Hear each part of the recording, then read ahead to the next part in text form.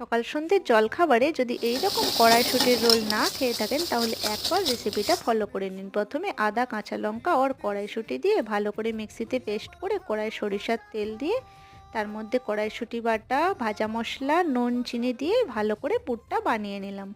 এরপর এখানে একটি বড় লেচি নিয়ে সেটা তেল দিয়ে বেলুন চাকির মধ্যে ভালো করে বেলে দিয়ে দিলাম ফ্রাইং প্যানের মধ্যে। এক পাশ হালকা হয়ে গেলে আরেক পাশটা উল্টে তেল দিয়ে পরোটাটা ভেজে নিলাম।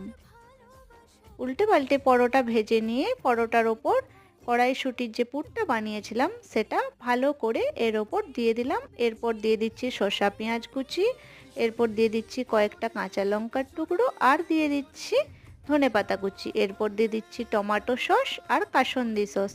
ব্যাস, এবার বাটার পেপার দিয়ে ভালো করে রোল করে দিলেই রেডি কড়াইশুঁটির রোল। বাড়িতে অবশ্যই ট্রাই করে জানাবেন কেমন হয়েছে। টাটা।